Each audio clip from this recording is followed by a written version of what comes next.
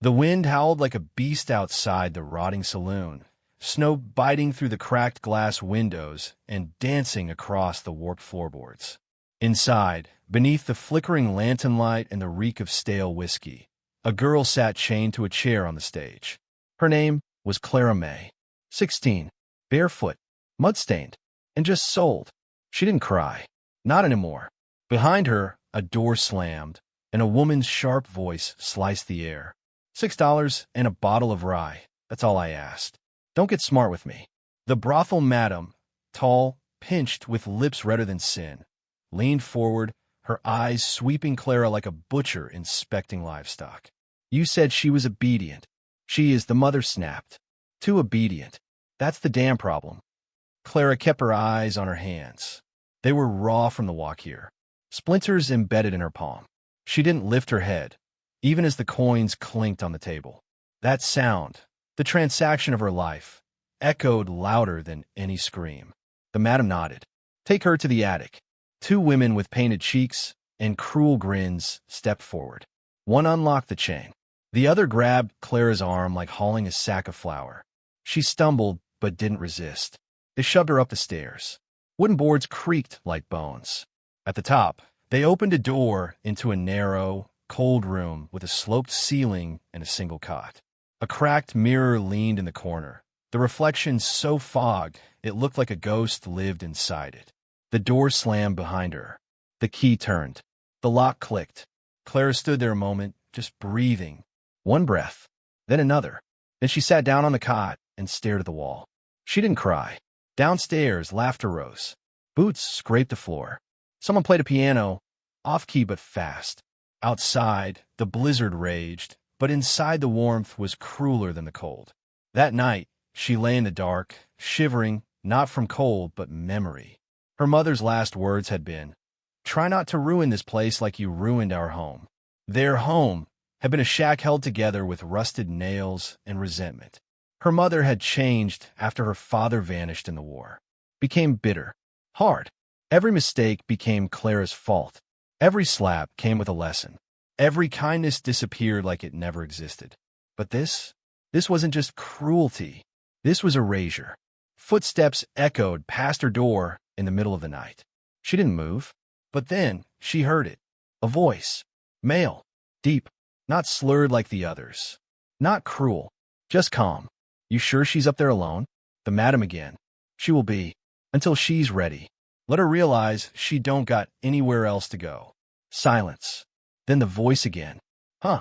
And then Boots walking away. Clara blinked. It wasn't curiosity that kept her awake. It was that voice. That single word. Huh. Not mocking. Not pitying. Just observant. Like the voice had already made a decision. One she didn't understand yet. Morning came, pale and bitter.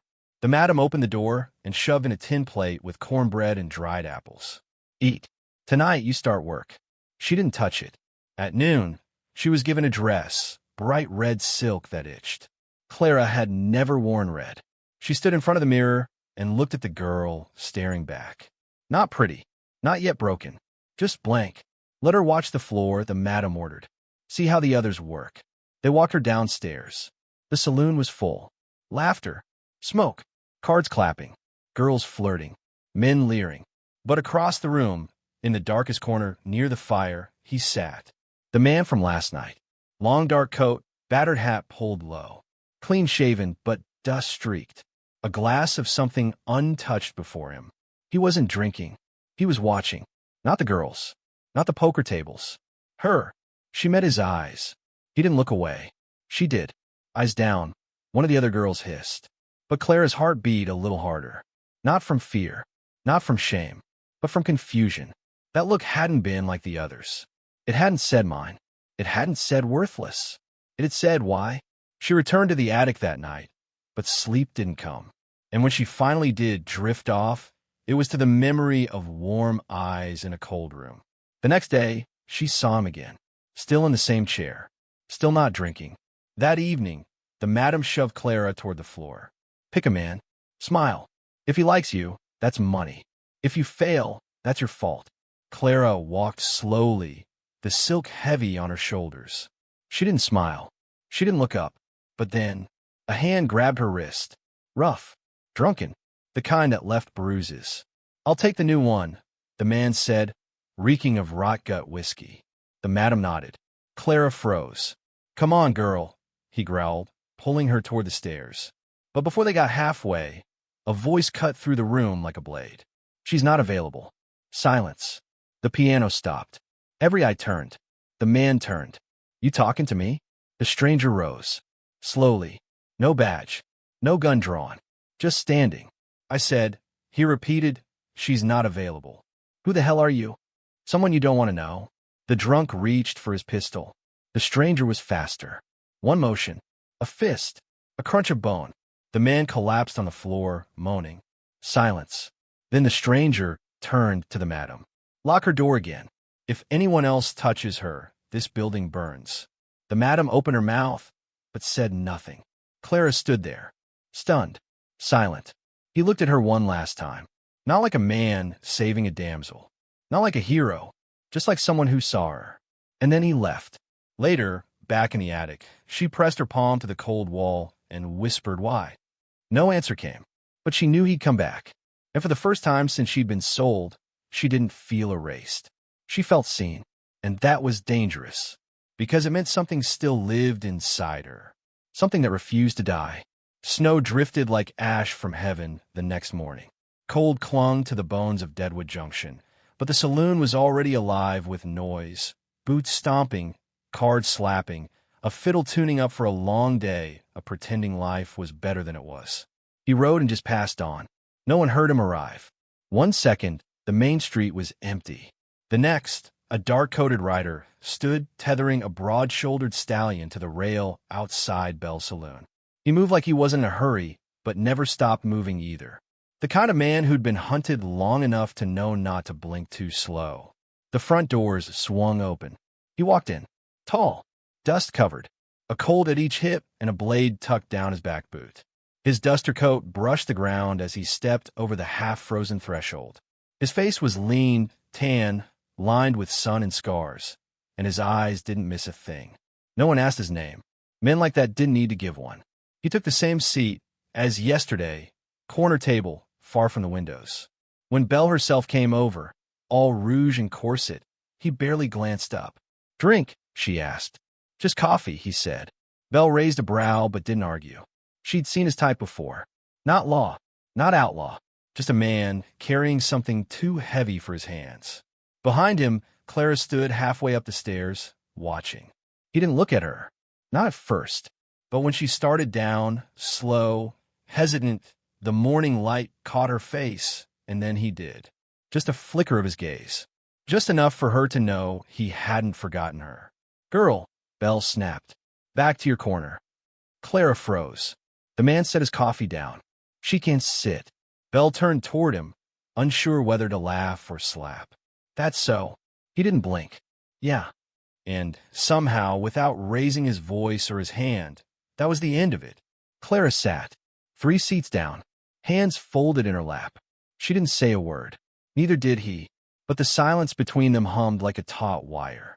"You from around here?" she asked finally. "No." "You got a name?" "No." "Then what do I call you?" "Jack'll do." "Jack what?" He looked at her like he was measuring the question, then said just Jack. She nodded like that made sense. It did. "I remember your voice," she said. "I remember your eyes."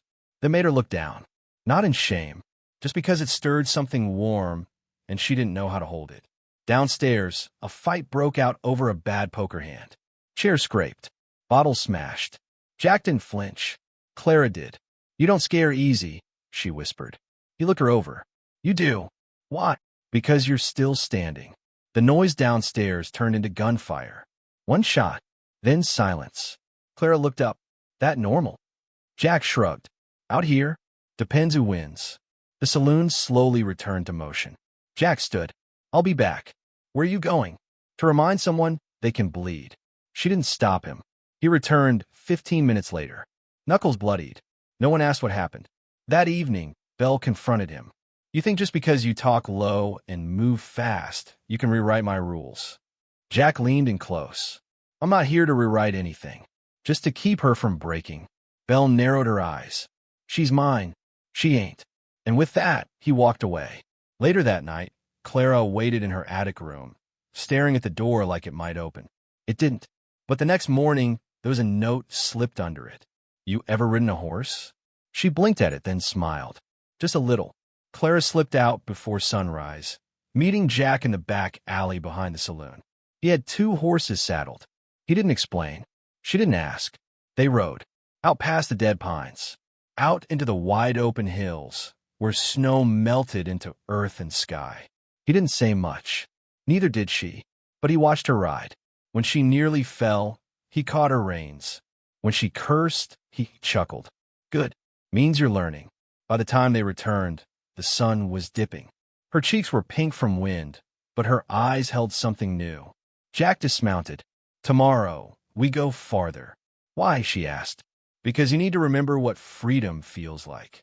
That night, she slept without shivering. But not all men like that. 2 days later, a new arrival stormed into town. Marshal Harlan Crow. Former soldier. Now law by title, outlaw by profit. His badge was real, but his justice was bought. And Belle owed him money. When he saw Clara, he grinned.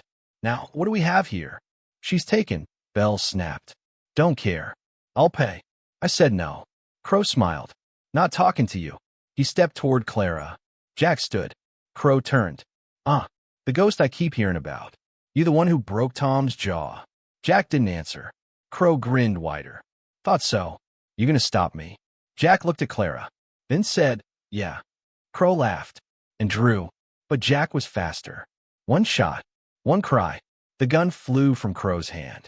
Blood streamed from his wrist. Jack stepped forward, gun still raised. You try again, I aim higher. Crow staggered back. You just declared war, stranger. Jack holstered his pistol.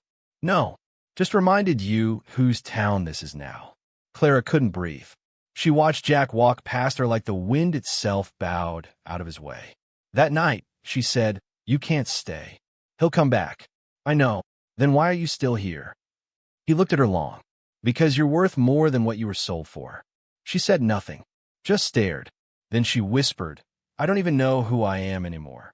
Jack looked at her, voice soft now. Then let's find out together. That night, for the first time in her life, Clara dreamed of the future. And in it, she wasn't alone. The storm came before dawn.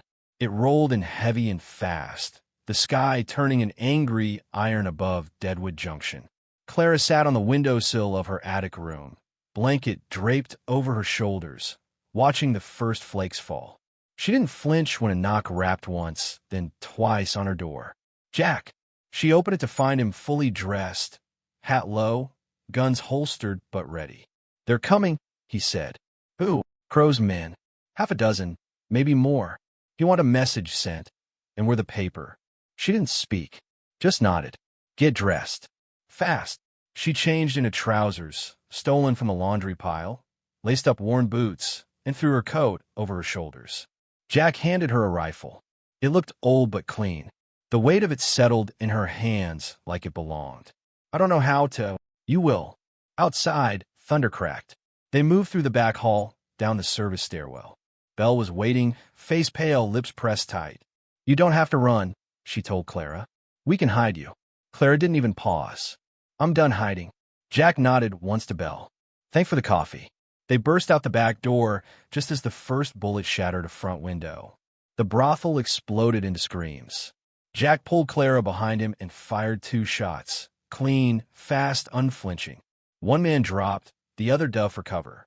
They sprinted through the alley, boots slapping mud and snow, ducking low as shots followed them.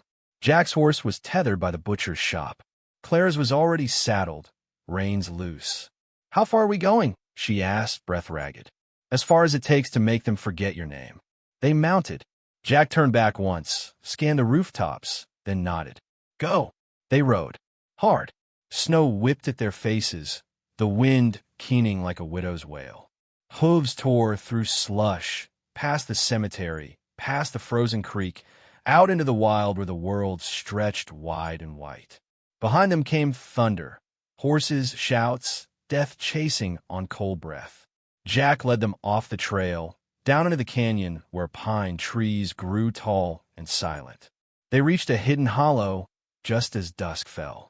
He dismounted first, helped her down gently. Stay quiet. Don't light a fire. Won't they freeze? Not tonight. They're too mad to feel cold. She crouched beside a boulder, clutching the rifle. Jack knelt beside her. You ever shoot? No. You ever want to? She thought for a moment. Yes. He nodded, took a deep breath, then placed a single bullet in her hand. Make this one count. Footsteps crunched in the distance. Voices. 6 men, maybe 7. They'll fan out, Jack whispered. 2 will come this way. Stay low. She held the rifle like it was an extension of her heartbeat. Minutes passed. The wind howled louder. Then, branches snapped nearby. A shadow moved through the trees. Jack didn't hesitate. One shot. The shadow dropped. Another came running. Jack ducked, tackled him mid-charge, the 2 men crashing into the snow. A knife flashed. Jack grunted. Clara rose halfway, rifle raised but froze. Couldn't get a clean shot. She panicked. The knife slashed again. Jack's coat tore. Blood bloomed across his ribs. Without thinking, Clara grabbed a stone, ran forward, and slammed it into the man's head. Once. Twice. He dropped like dead weight. She stood there, breathing hard, the rifle forgotten in the snow. Jack stared up at her, dazed. You all right? No, she said. But I'm not dead. He smiled, then collapsed.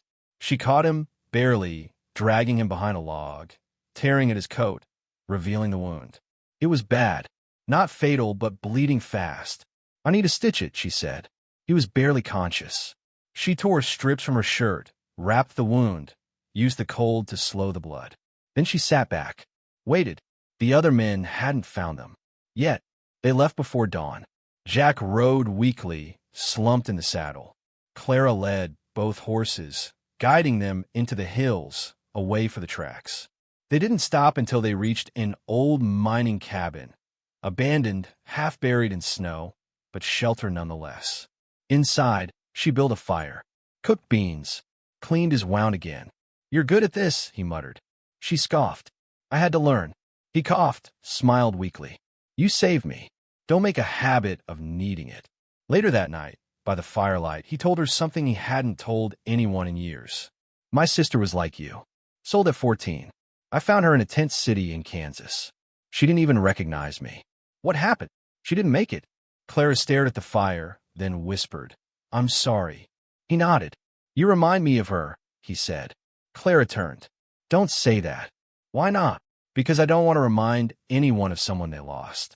I want to be someone they found. Silence fell again, but it was warm, not cold. In the morning, he was stronger. She taught him how to hold his rifle again. He taught her how to track. They moved like ghosts through the woods for days, always a step ahead. But it couldn't last. On the 7th day, as they crossed a frozen creek, they found hoof prints. Crow's men. Fresh. Jack looked to her. We end this. Ow! By finishing what we started. He explained the plan. Ride to Black Hollow. Crow Supply Town. His base. Burn it. Expose him. Make him run. Won't we die trying? She asked. Jack smiled. Maybe, but we won't die hiding. That night, they made camp on the ridge. Below, Black Hollow flickered with oil lamps, stables, and gunpowder. She lay beside him, wrapped in a blanket, his shoulder against hers. You could have left me, she whispered. You could have given up. I tried, but you didn't. They said nothing more. And when the fire went out, the only thing left burning was the fire in their eyes. They rode at dawn. For war. For freedom. For redemption. They rode into Black Hollow just as the sun crested the far ridge, bleeding gold across the rooftops. The town looked half asleep, unaware that justice rode in on frostbitten horses and burning hearts. Clara felt the cold in her bones, but her hands didn't shake. She wore a wide-brimmed hat Jack had given her, its brim low over her eyes. The rifle slung over her shoulder felt less like a weapon now and more like an extension of her resolve. She didn't look like the girl from the attic anymore. She didn't sound like her either. Jack rode beside her, pale but upright. His wound was tightly bound, though each step of the horse was a fight against pain. He didn't speak. He didn't need to. They had one goal. In Crow. The main street was empty except for a few townsfolk opening shutters and sweeping porches.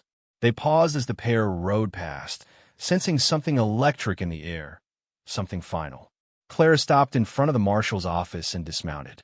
Jack stayed in the saddle, scanning the rooftops with narrowed eyes. No ambush yet, but it would come. Men like Crow always had cowards waiting in the shadows. She stepped up to the porch and pushed open the door. Crow sat at his desk, cleaning a revolver. He didn't flinch. Well, look what the snow dragged back. His smile was thin, forced. "You always come back, don't you?" he said, like a dog looking for a beating. Clara didn't answer. She stepped inside slowly, rifle low but ready. Her fingers tightened just slightly on the grip. "I heard you and your ghost boy were playing House in the Hills," he continued. "Thought about sending you a blanket. Or a coffin." Still talking, she muttered. "What was that?" "I said you talk too much." Crow stood. "You think you can walk in here and—" Jack fired through the window. The bullet shattered the whiskey bottle on Crow's desk. Crow flinched. "That's his way of saying hi," Clara said. Crow recovered fast, drawing his pistol, but Clara already had hers raised. The standoff froze time. Only their breath moved. "You killed the last man who tried to help me," she said. Crow scoffed. "Which one was that? You've been passed around more than a whiskey jug." Clara fired. The shot took a chunk out of the wall beside his head. He didn't smile anymore. "You got one more chance," she said. "Or what?" "I end it." He lunged. She fired again. This time the bullet tore through his shoulder. He screamed, fell backward, clutching the wound. Jack kicked open the door and stepped in, rifle raised, eyes dark. Crow writhed on the floor, gasping. "You think you're a hero? This town runs on men like me." Jack aimed. "Not anymore." Clara stopped him with a touch on his arm. "No," she said. "He doesn't get a bullet." Crow groaned. "You don't got the nerve." She knelt beside him. "You sold girls like cattle. Beat them. Left them to rot. You were nothing." "I'm more than something," she said. "I'm free." She stood and turned. Jack hesitated, then lowered the rifle. They walked out together, leaving Crow bleeding and silent. The street was full now. Silent faces. Watching. Jack called out. "He's finished." A few murmurs. A man stepped forward. The townsmith. "What now?" Clara looked at him, then around. All these people stuck, afraid, waiting. "You make your own rules," she said, "or you keep dying by his." She didn't wait for their approval. She and Jack rode west. 3 towns over they stopped. Found a quiet place at the edge of the prairie. An old cabin, mostly upright, beside a stream that hadn't frozen. Jack worked the land. Clara worked the horses. They barely spoke of the past. It was there, behind their eyes, but they didn't let it shape the days ahead. Sometimes Clara woke screaming. Sometimes Jack bled through his shirt and swore under his breath. But mostly they lived. Months passed, and one day a rider came, a young girl with ink-stained hands. She asked for Clara by name. "I heard you taught women how to shoot," the girl said. Clara tilted her head. "Who told you that?" "The woman at the brothel in Deadwood. She said you didn't leave the way you came." Clara smiled. "Come back tomorrow," she said. "Bring a friend." Word spread. Soon, they weren't alone anymore. Women, girls, a few boys too, all with shadows behind their eyes. She taught them to ride. Jack taught them to aim. Together, they built something that didn't exist in towns like Deadwood or Black Hollow. Hope. One night, as the fire crackled, Clara sat beside Jack on the porch, watching the stars. "You ever think we'd make it this far?" she asked. "No, me neither." He looked at her quiet, then said, "You ever gonna pick a last name?" She smiled. "I think I already did." A pause. "Rowen." He didn't say anything for a long while, then nodded once. "Good name." She looked out at the horizon. The prairie stretched forever, golden and endless. "My name is Clara Rowen," she whispered, "and no one owns me now." The wind carried her voice like a hymn. And somewhere beyond the ridges, the past kept chasing. But it would never catch her again, because she wasn't running anymore. She was riding forward, toward a new dawn.